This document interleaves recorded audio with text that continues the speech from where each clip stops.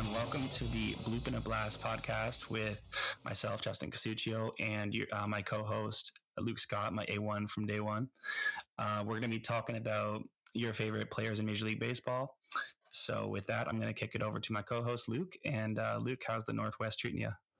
It's pretty good, man. Been missing you out here, but glad that we, have this podcast together. We can, stay up to date, connect with each other a little bit, talk a bit of baseball. A bit of a background, I guess, on Justin and I. Met in high school back in grade 9. We played on the ball team together in high school and also outside of school.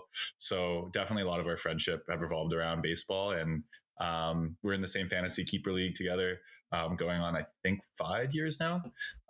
So definitely a lot of background with baseball, and definitely some of my best memories grabbing a Tuke and Dine from Little Caesars, a Tuke and Dine each from Little Caesars. A fork and dine, not a fork and dine. Oh, right. A fork and dine. Sorry. Yeah. And watching the Phillies play, as Justin's got the Phillies jersey. That was back in grade 9. I think was Cliff Lee and Roy Halladay. It was Cliff Lee, they were Cole back Hamels, Roy Halladay, and who was the fourth? They had the Legion of Arms. Who was the fourth one? We can't start a baseball podcast and not know the fourth one. Brad Lidge. Dude, you're the Phillies fan. Brad Lidge coming out of the pen was nasty. I do remember Brad Lidge. 48 for 48 that year, or 42 for 42. I don't know. I'm already butchering stats. But that year was great for the Phillies. Won the World Series in 2009, and we had a lot of good pizza from Little Caesars. So that was good. Also, we did. The Dundas Chiefs. I was going to wear my Dundas Chiefs jersey for the pod. But it was kind of mangled. It's like 10 years old now, so wasn't a good idea. Yeah, man. Next time, hopefully a couple more pods that you'll be able to get all the jerseys and all the hats out. So maybe we'll see them all. Pod but 3 or 4, I'll pull out the Chiefs jersey for sure. So I'm going to let you lead, Luke. I'm going to let you lead most of the time, and I'm just going to, take your rebounds and go with them.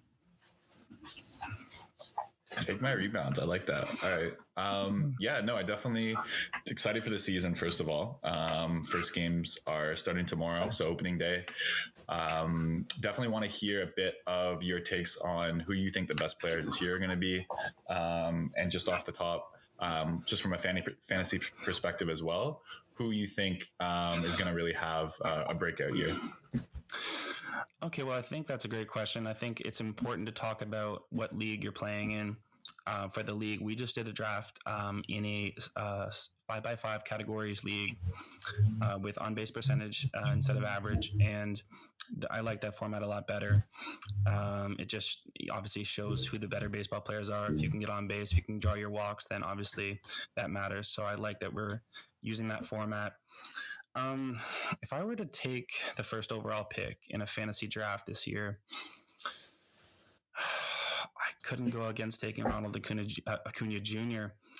Just from the 40-40 potential. I mean, I don't see anyone else on the board that can give you 40 and 40 to a 70% reliability percentage.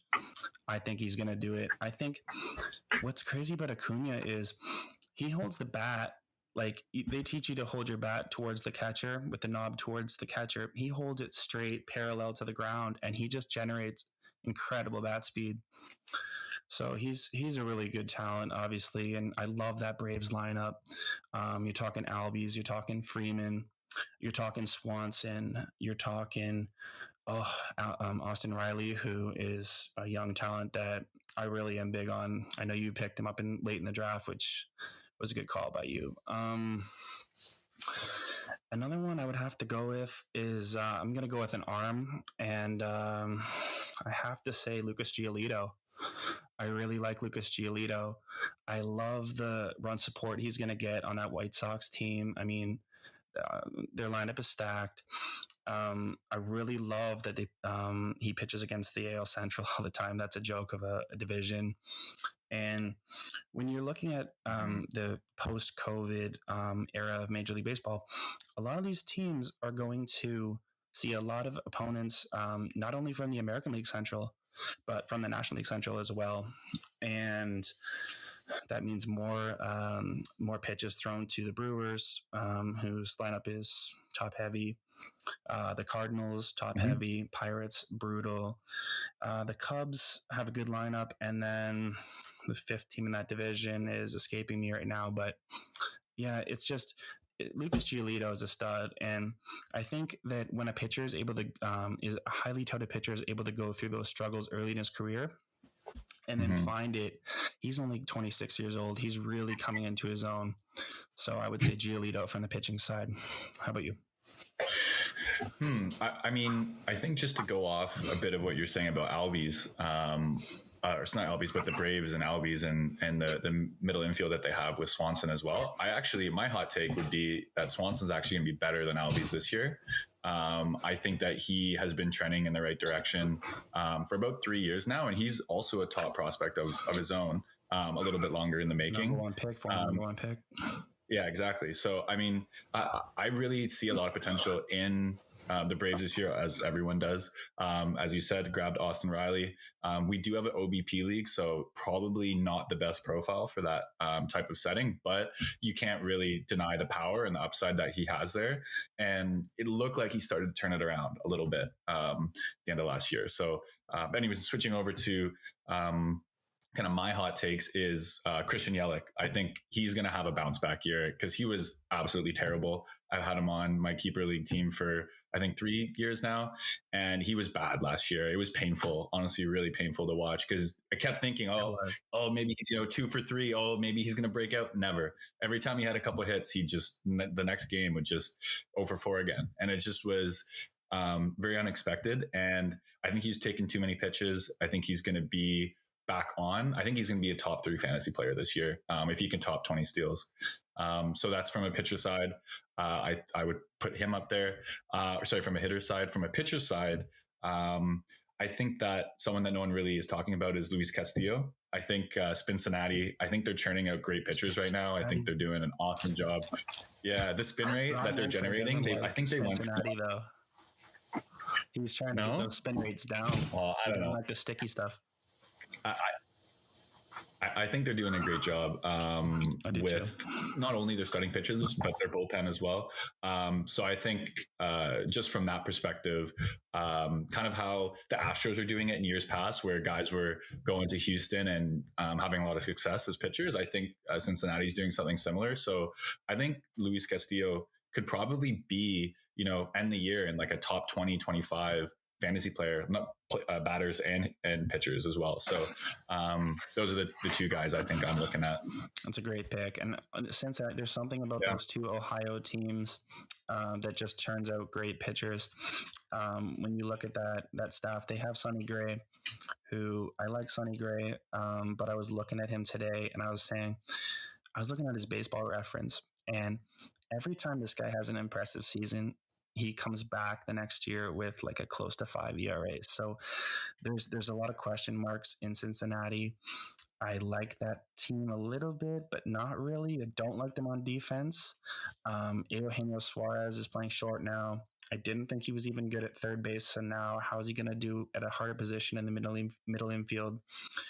And the Reds are interesting, man. I really do want to analyze that team throughout the year and see how they're doing. Obviously, 2 of my first 5 picks are Reds, Castellanos, and Suarez. But yeah, it's an interesting team. Obviously, we went to that ballpark, got very, very liquored up in Kentucky beforehand, and what a time. But where do you want to take this next, Luke? I mean, we both give our probably the upper echelon players that we believe in. And I think we could go on for days about this, but where do you want to take this? I think it would be great just to go over just value picks, like draft steals, not necessarily who's going to be the best player, but where they are ranked right now, how much value you're going to get back from picking them there. Specifically, I think it would be good to highlight OBP, as that's kind of what we've been preparing for and that we've been looking at recently. So I guess, who are your top OBP players, and what value do you find in them, and where are they going in drafts, I guess? I really like Clint Frazier from an on-base perspective. I think he just sees a lot of pitches. He's has a great eye, obviously similar to Kevin Biggio. But I love him in that Yankees lineup. He's going to be hitting. He's going to be protecting guys like Gleyber Torres, who's going to have to show himself. Is he the 2019 Gleyber Torres, or is he more of the 2020 version? The Yankees have a lot of question marks that need to be answered. Can Stanton stay healthy? Can Judge stay healthy? Mm-hmm. It's going to be a very good season for those guys. I think too much is being made of their injury problems. Maybe not Judge. Obviously, I'm not a big fan. Had him in fantasy. He's never been able to stay on the field for me. But when you look at Giancarlo Stanton, no, you say no. But you know what? Let me tell you this: for the first 4 years of Giancarlo Stanton's career, he was almost an Iron Man, and nobody gives him credit for that. And another guy that I looked at today, just in preparation of this, is Nelson Cruz. And Nelson Cruz, at the age of 29, looked like Giancarlo Stanton. He could not stay on the field. He looked like a bust. And since his age 30 season, he's put up Hall of Fame numbers. He has had an 850 OPS every year since he turned 33. And has hit 37 or more home runs every year since then. So you can never kind of close the chapter on a guy's career until he really shows you that the door is closed. And I think that Stanton's going to have a big year. I was really upset when your dad took him. I think it was your dad took him in like the 9th round or whatever, because I think light tower power, and he's just going to emerge as one of the game's greatest again. Yeah, I mean, he does have unquestionable power. You cannot, doubt that. I like him actually more than Judge as well. I like Judge in terms of the upside, but I think that his injury risk is a lot higher. So, I'm on board. I don't know if Stanton's going to be the next Cruz. I'm not sure if I'm quite sold on that, but I could see him having another good 5 years of professional baseball. So, I like him for sure. We know one thing, and that's that they're not letting him play the field. So they want to mold him as the next Nelson Cruz at DH, because he said he wanted to play the outfield. True. And they're like, nope. So yeah, well, look what happened to Jimenez out in the outfield. So you got to protect those guys, you know. Let me just say one thing. That was it was crushing. Let me say one thing. Spring training is way too long. We need to cut down spring training at least by 10 days. It's ridiculous. What is it, 6 weeks right now? It's these guys, we're seeing in those 10 days, we're probably seeing 3 or 4 stars go down just from, they're ready for the season, but they're just going through the motions. You don't know if you should try or not. It's a bad situation. So at least that's all I'll say on that. But getting back to this, I think, did you give your picks on who you think is injury prone? Just let me know who you think are good on base guys. I think from an underrated perspective, Mark Hanna is probably the most underrated on base player in the majors right now. I think he had an OBP of like 397 and then 385 or something like that last year. Anyways, high 300s. So it's really rare that you find a guy who gets on base that often. It's not surprising, especially the Athletics. So I guess the Moneyball ideology is still alive and well out in Oakland, but I think he's very underrated. I actually think Joey Gallo in an OBP league is also underrated, especially one that doesn't punish strikeouts, because he still posts an OBP above 300. So a guy who's going to post, let's say 320 OBP and also, hit you 40 home runs and, probably 90 to 100 plus RBIs. That's a guy I want on my team, especially a guy who's going, I think on average, like 140 or something right now in drafts. So he got taken early in ours. He got taken around 100, but I had him targeted, especially for an OBP league that doesn't, really take a direct stance on guys who strike out a lot, because as long as you walk, it kind of makes up for it. So another guy there who actually I took was Max Muncie. Walks a lot, especially for a guy in the second base position who, second base is thin to begin with, but who will still also put up probably 90 RBIs, 30 home runs, and still have an OBP above like 350, 360. So those are two of my favorites. I guess lastly, just to throw another guy in there who I also took was Joey Votto. So a Canadian guy. He's looking like he's on the decline, but man, he still breaks top 200. Like I think he batted 212 last year, and he has still an OBP of like, above 350. So I think he always has value in OBP league. And if he can somehow figure out how to, get his hitting back on, I think he's going to be a valuable guy to have too. Never one pop-up from Joey Votto. That is the craziest stat in baseball history. And by the way, just for the listeners, because I know that was a terrible transition that I just gave Luke, I forgot what his question was. So I was trying to think of what was he saying? On base guys. So I was like, yeah, as you were saying, I had no idea what he was saying. But yeah, I love those picks. Mark Canna. You put it together though. You figured it out. Eventually. Mark Canna. You figured that. He hits a lot of fly balls. He gets on base. He's just a solid player. I really like that pick, especially in the late rounds. You can't go wrong. Another guy, Rhys Hoskins, I also want to mention because he walks a lot. He's also 26 or 27 years old. And I think that after his Tommy John, he's going to come back roaring in that little ballpark, Citizens Bank Park. That's a little joke of a park. So he's going to hit 35 home runs, I think. I was glad to pick him up. I think I might have overpaid for him in the 10th round or 9th round, but I'm happy with him as a player, obviously, in my second first baseman behind Matt Olson. That's a nice start. Definitely cool. So yeah, next I just want to touch on who you think are going to have the biggest bounce back seasons this year, whether from injury or just from having a down year. I think Austin Meadows and Juan Moncada are going to have bounce back seasons. Both of them had COVID early in 2020. Both of them really didn't get their game back afterwards. And I think they're both so talented. I think Austin Meadows has it all. He's a 5-tool player, really powerful, just a great baseball body, 6'4", 6'3", 6'4", 240.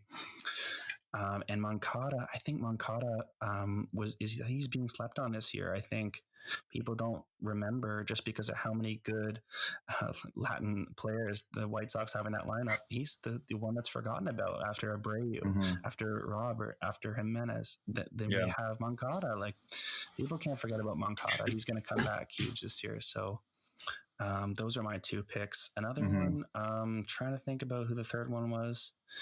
And it's slipping my mind right now, so I'll let you take the mic. All right, I'm gonna pick in my opinion, probably the guy who is going not only later in drafts than he should, but a guy who is going to come back and potentially even be better than what he was before, which could be a hot take, but that's going to be Trey Mancini. I think before he was going about 200. He's down to about 150 now, average draft position. I think he's like, the sky's the limit for him. I remember watching him in Rogers Center, and the sound when he made a contact with the ball was something different. Like, it just sounded different when he connected. And I think ever since that moment, I've always had a really high opinion of him. And coming back from, battling cancer and everything, like, damn, I have a lot of respect for the guy. I think he's going to go really far. And I think he's really going to make all that time that he's put into trying to come back worth it this year. I think he breaks the top 100 for fantasy players this year. Next would be Mitch Haniger, I think, as well. Going to come back, maybe not better, but I think he's going to be the same Mitch Haniger that we knew from before. And it's an exciting Seattle lineup. I mean, they're playing in probably not the best hitters park, but the prospects they have coming up, they just called up Taylor Trammell, who debatably probably not their best prospect, but who knows? I got another guy for an OBP league who walks a lot. So I think that they're Kelenic as well. Yeah. Oh, of course. I mean, he goes without saying, but I mean, Haniger, I think, leading off, will definitely steal the job from JP Crawford. It's only a matter of time. whether they split now or platoon. So Haniger for sure. And then pitcher side, two guys that I was really high on to start the year, Sale and Syndergaard. Two guys who elected to take Tommy John. Syndergaard's playing for a contract this year. So that after coming back after an injury, he's going to want to make some money. He's playing for a paycheck right now. And I think with Chris Sale, the Red Sox actually have a really good rotation. A low key, probably not top of the. You think the Red Sox got a nice rotation? I think they do. I think Garrett Richards is got a lot of upside. He could be terrible, but I think he's also good. And he just got confirmed to start their game on Sunday. Eovaldi, I think he's underrated. I think they've got a decent rotation. I think their rotation is definitely better than the Jays rotation, in my opinion. Once Sale is back, I think that goes without saying. And personally, but maybe I'm wrong on that. But yeah, those are my bounce back season guys. I don't know whose rotation I like better, the Jays or the Red Sox, but I will say the Jays have an ace and the Red Sox don't. And Eduardo Rodriguez just got hurt. I don't really like Garrett Richards. I think his hard hit rate is pretty ridiculous. And the Red Sox, did you know the Red Sox led the major leagues in batting average last year and still finished where they did in the standings? There's a lot of talent. I mean, the AL East is crazy. And just to make one point on the Jays, their rotation is going to be very much the topic of conversation all year, because when you don't know who your second starter is going into opening day, and you have to face every team in the National League East, every team in the American League East 18 times a year. Now with this post-COVID, you're playing the East Coast teams. It's going to be very, very telling whether or not they've got the arms to get through 162 this year. Yeah, 2 injuries for the Jays, and who are you calling up? Who are these guys that are going to be facing some of the best offenses in the majors, right? So that is a big question mark. I still think they make the playoffs, but it's frustrating how long these guys take sometimes in baseball, and the others just come up like Ian Anderson at 22 and just shove. I mean, I don't understand why some of these guys, 23, 24, can't make an impact. And this is going to be a big year for Anthony Kay, 26 years old. It's a put up or shut up season for him. But I feel like we should get away from the Jays, even though it's so much fun talking about them, just because this is a fantasy podcast and we're trying to be, treating every 30 teams, all 30 teams the same. But I think, it's good to get sidetracked with the Jays sometimes. Do you want to go into our first segment of the Bloop and a Blast podcast? Sure, yeah. I think that's a great point about loving to get into on the Jays, but definitely want to keep it as general as possible. So yeah, let's hop into nap time. So at this, depending on how you'd like to start, we're going to discuss sleepers and as well guys who could fall asleep on your team and might be sleeping on the bench for the rest of the season if you can't find any trade bait for them. So however you want to start with it, Justin, I'll turn it back to you. Sure. So I love this idea for the segment because it's a double-edged sword, as you said. You've got the guys who are being overlooked, and then you've got the guys who are going to be sleeping on you, and you're going to be very frustrated with them for weeks and hopefully not months. But you never know how long these dry spells can last. Sometimes. Mm-hmm. My sleeper, in a good way, is Ryan Mountcastle. Mm-hmm. And I believe Connor picked him in the late rounds. I was very upset about that because he's going to be sandwiched in between Trey Mancini, as you just no better introduction needed for him. I mean, great to see a guy coming back from colon cancer, and you just root for guys like that. And Mitch Haniger, we don't need to elaborate on what he experienced over the last year or two, but definitely not. So he's going to be sandwiched between Trey Mancini and Anthony Santander. 2 solid bats, and they're going to be in the Camden Yards. It's just the wild factor of a guy's numbers can just explode at Camden Yards. Mm-hmm. And sure, the Orioles are going to have their struggles. Sure, their pitching staff looks terrible. Their bullpen looks terrible. Their lineup after Santander looks terrible. I think Maikel Franco's slated to hit 6th. Which is just abysmal. But anyways, back to Mountcastle. this guy put up great numbers in the minor leagues. I think he hit 48 doubles in 2017 as a 19 or 20-year-old in the International League, which for anybody who knows the minors, the PCL, the Pacific Coast League, is definitely the more hitter-friendly league. And he put up those numbers in the International League, which to me says that he is a bat that you need to take seriously. 48 doubles in about 500 at-bats. So my biggest sleeper is Ryan Mountcastle. In terms of guys who will be sleeping on you come July, August, I think it could be Cavan Biggio, and I hate to say it because I love the Jays, and obviously I do love Biggio, but I think if his name value does kind of make him shoot up draft boards. I think that having a Mr. 3000 dad is definitely not always the sign that the guy's got a batted ball profile that you can trust. And I think when you look at hard hit rates, he does make a lot of weak contact. I love his on base tools, but I don't think he swings at enough good pitches. And I mean, he's going to hit 25 home runs in that little ballpark, TD ballpark, just with the way the wind blows some days. But my pick is Cavan Biggio. I like to think that he's got a great career ahead of him, but this year is not going to be the year for Mr. Cavan Biggio. So even in an OBP league, you still don't think he's up there. Like he walks a lot, so you still wouldn't. You still think he's going to be sleeping on you, even with those walks? I mean, at that draft price, fourth, fifth rounder, it's just not something.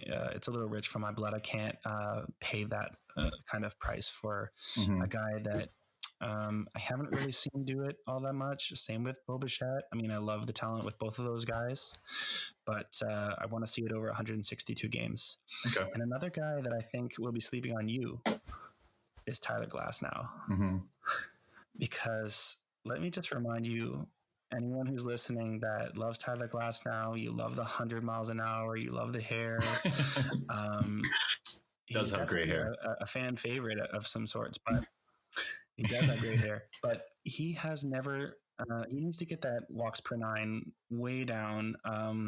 The third pitch that we keep hearing about, I think he's developing a slider. It's mostly just fastball curve with him. I want to see it. I don't know that the Rays are going to let him eat. I think that he hasn't thrown more than 120 innings in his career or 130 innings in his career. So it's time for Tyler Glasnow to show us who he is. So that is another negative sleeper that I have. How about you? Well, I think there's two different types of sleepers, in my opinion. One who could lose value because of a positional change. So a guy who you might draft for his position, namely a closer, who will end up losing out on that position. And that main guy for me, not because I don't believe he'll be good, but because I think there's a lot of competition at that position, is James Crinchak. I just don't think where he's being drafted right now is really fitting of the type of job security that he has. I had him last year on my team. I think he's a great pitcher. I think he'll definitely give you good ratios, but I think that he's going to have a lot of saves stolen from him. And I think he probably only gets 20 saves this year, maybe 25. And for a guy that you're drafting in the top 100 in a lot of places, I just don't think that's worth it personally. Then just to stay with Cleveland, I don't fully understand Zach Plesac. I don't know. I'm just skeptical, I think. I think he has a bit more, improvement to do, but I think he needs to prove himself a bit more. And I think he pissed off a lot of people in the clubhouse last year with the whole COVID situation where he was caught, breaking protocol. So I think he's got a lot of people in the clubhouse as well who he's got to do some answering for this year. We'll see. I think he could be a great pitcher. I'm just not fully sold for where he's going right now, just given his track record. So those are two guys on Cleveland that I think, could be sleeping on you. I think one guy who people are sleeping on is Alex Bregman. I think he's going to have an unreal year. And not that people don't think he is, but where he's going right now, like I think that batting in a Houston lineup after having an off year, I think he's going to come back very strong. And I think Houston's whole lineup, just with the whole controversy around them stealing signs and whatnot, I think that they're having a bit of like a negative kind of cloud put over them. I think they have an unreal lineup, and I think if you just look top to bottom, I think he's going to just rake. So production wise, yeah, I think Alex Bregman's going to be unreal this year. I love the picks. I love Alex Bregman, especially in a non-base percentage league. The two players from the Cleveland baseball team, I'm bang on with you. I think that they're not going to get the save opportunities for Crinchak if he's even named the closer. They've got Emmanuel Clase, who's throwing 102 mile an hour cutters. There's just too much uncertainty with that team, and I think it's going to be a really, really long season for the natives, but. Alex Bregman's a great pick, and I was looking at that Houston lineup today, and I think Kyle Tucker is slated to hit 7th.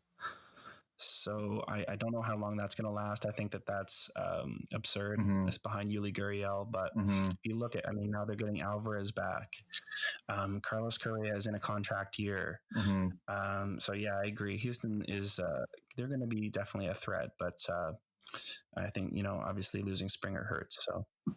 That was a good little nap time. That was our first segment. I think we did nice with that segment, and I have one last segment that I'd like to introduce to the listeners, and that is the gas station. So with the gas station, we Luke and I are going to talk about 3 pitchers. We're going to take 3 pitchers off the board. One of them is going to be a premium ranked pitcher for premium gas. One of them is going to be a mid-grade with mid-grade level stuff. And the third one's going to be a complete gas can. Someone who is going to blow up your ratios, destroy every chance you have at winning a championship, and guys that just drive you insane. So Luke, with that being said, I'm going to let you give your pitchers on that. Okay. Yeah, I think for premium arms, if you're just looking for reliability, and what I was looking for reliability when I was sitting in my draft, I think Kyle Hendricks is about as reliable as it comes when it comes to a high floor for a pitcher.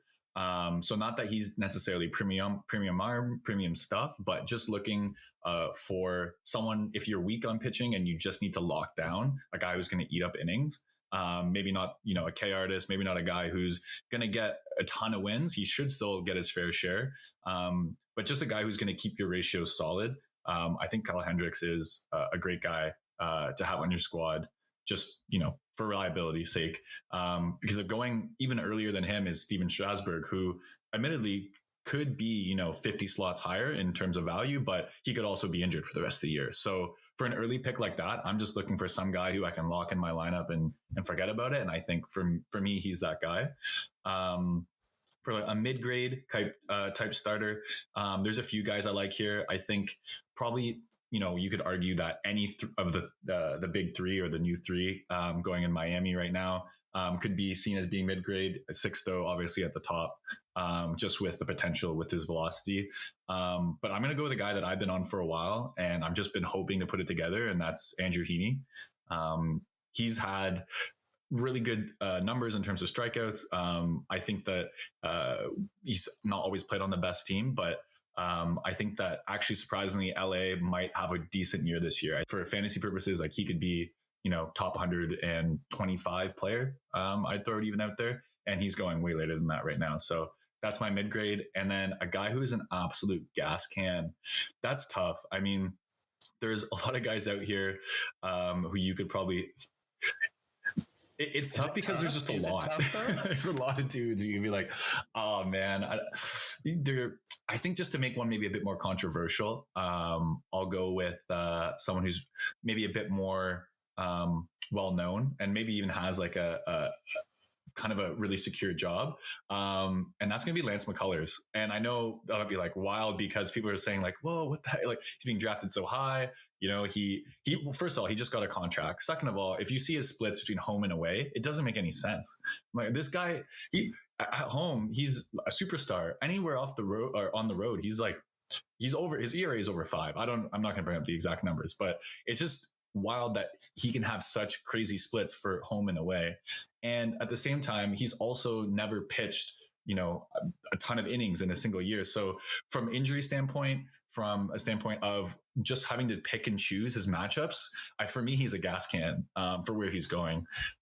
So I'm going to throw in there, although I almost drafted him. So, but at the same time, I was also recognizing that, hey, maybe there's a few matchups when he's on the road that I just don't start this guy. But is that really someone you want? Is that a gas can? I don't know. For me, he's my gas can there. Yeah. Well, Lance McCullers, it was also quite vocal about the Astros cheating scandal, and maybe he should have kept his mouth shut a little bit. And that's all I'll say about that, because I don't think he helped his cause with the fans. But my premium pitcher is Corbin Burns of the Milwaukee Brewers. I think nobody was talking about this guy last year when he threw 59 innings of just sorcery. He gave up 2 home runs all season. That's a 0.3 homers per 9 ratio, 13 Ks per 9, and walk rate was down considerably from 2019 when he struggled mightily. I think he was maybe the worst pitcher in baseball. It was frustrating because I remember hearing about him in 2019, and I did take a flyer on him, and I think he had an 8.84 ERA. So anyways, another guy kind of like Giolito, really highly touted, just took him a year to get absolutely barreled up in the majors, and then Corbin Burns just put it all together last year. So he's got a wicked set of pitches. Obviously, I think he's working on a splitter right now. He has a sinker that actually sinks, which a lot of guys in the majors aren't able to do. His fastball is up to 98 miles an hour. He's having a terrific spring training. So Corbin Burns was a guy that I was eyeing, and I just couldn't at the ADP he was going at, but I think he's going to have a big year. In terms of mid-grade pitching, someone that shouldn't be considered a mid-grade pitcher, but is Zach Cranky. And I don't understand why this guy goes in the 10th, 11th round. He never is given any ADP respect. All he does every single year is shove and put up great numbers. Fantastic. He's always healthy. Zach Cranky is a Hall of Famer, and I got the chance to see him in spring training last year, a week before the world shut down. And it was just like sensational watching that guy. He's just one of my favorite pitchers. So he's a mid-grade pitcher technically, even though I would just call him an ace, and I don't know why he's not being treated as such. And my gas can is Jacob Junis of the Kansas City Royals, because I was looking at some StatCast numbers today. And when you turn that hard hit rate and that exit velocity and that barrel percentages, you turn that negative, he's in the top 5 of every single one of them. So I find that interesting that in a pitcher's park like Kauffman Stadium, Jacob Junis is a fringe MLB player, and he's my gas can. Do not take him no matter what. You see him on the waiver wires. He's got a matchup against the Pirates. Oh, I'll take Jacob Junis. You will get burned. So don't take Jacob Junis. He's my gas can. And before we conclude the gas station segment, I'd like to throw a shout out to Brandon Morrow, because my best baseball memory was with Luke at the Rogers Center. 2 outs in the 9th. Brandon Morrow was about to throw a no-no. And who came to the plate? Who came to the plate against Morrow? I don't know. I know it was Aaron Hill who messed up the throw to first, but I can't remember who hit the ball. Was it Gardner? No, I can't remember who it was. He's a Hall of Famer. What team? He's going to be a Hall of Famer. What team was he? Was it Longoria? Tampa. Okay. It was Evan Longoria. And I just can see Aaron Hill outstretching, trying to get that ball, and he just had no range that season. So Longoria unfortunately broke up the no-hitter. Me and Luke went to Eastside Mario's after the game, and we saw a guy crying into his ticket because we could have witnessed the no-no, and just a great piece of baseball history and a great memory for both of us. So before we concluded that segment, I had to definitely bring that memory up. So This has been fun, Luke. Yeah, man. I feel like I could go for days, but I don't know if you want to wrap up soon, or if you want to, if you got a few more other ideas. I have a question for you actually, and I think I'd like to hear honestly the Justin rant. If you really want to just whip it all out, all the stops on this one, I'd love to hear your opinion. But how do you feel about the NL still using pitchers as hitters? Like, what's your opinion on that?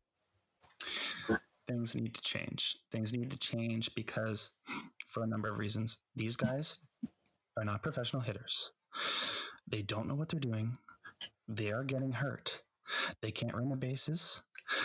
They have to wear coats when it's cold out to save their arm. I mean, what are we doing here, bro? Why are there baseball players wearing coats on the bases? This is just something that, like, and this is something that's a bigger problem. It's like a generational problem. Like, we need to get these old, I've been around since the days of Ty Cobb and Mickey Mantle, and this is just the way my grandfather taught me how to play baseball. Well, that's great, but if we're trying to get fans into the game, we're trying to get young people to see how exciting baseball is and just how majestic and beautiful it is. We need to have the best 9 hitters in the lineup. We need to have a designated hitter so that we can have Marcell Ozuna more at the plate, Nelson Cruz at the plate more, Teoscar Hernandez. I want to see these guys, and I don't want to see, as much as I love seeing a guy like Cranky, a rake every once in a while, or a Bartolo Colon home run. It's just the rest of it is just, it's horse shit. And it doesn't have to be this way. The pitchers all agree we're not cut out for this. If you see, some of the videos Trevor Bauer's posting, he's trying to like get swings in the cage and he's hurting his elbow, and it's like, that's his pitching elbow. Like, people don't realize baseball is it's 2 different things. It's pitching and it's hitting, and you just can't combine the 2 anymore. I'm sorry. So maybe not the rant you're looking for, but I'm just trying to get through my first pod without. Hey, you've been good so far. No F-bombs yet, so I think you're doing pretty good. I think there's room to maybe drop a couple here and there, but we'll see. My editing skills aren't quite up to the I guess needs of how frequent F-bombs would usually come out. So we'll see. Maybe with time we'll loosen it up a little bit and throw an explicit warning on the label or something. But hey man, I think we've both done a great job for our first pod, and with some weird transitions here and there, I think we've rebounded nicely. I think we've trucked through very well, and I think we should maybe end this off with one player from the late rounds, the 20 to 25. That's really going to be a difference maker in your league. It's a good question. So I'll let you start with that. I'm saying round 20 to 25. I definitely know I've got a few in mind, but I'll let you start. Yeah, for a 12-teamer, I mean, it's going to be tough to go with anyone who's not on my team right now, because there's a couple guys that I do like later on. I think after Alex Kirilloff getting sent down, his ADP dropped a lot. I think that if he reached the 20th round, that you got to scoop him up. I think he's going to be unreal when he comes up.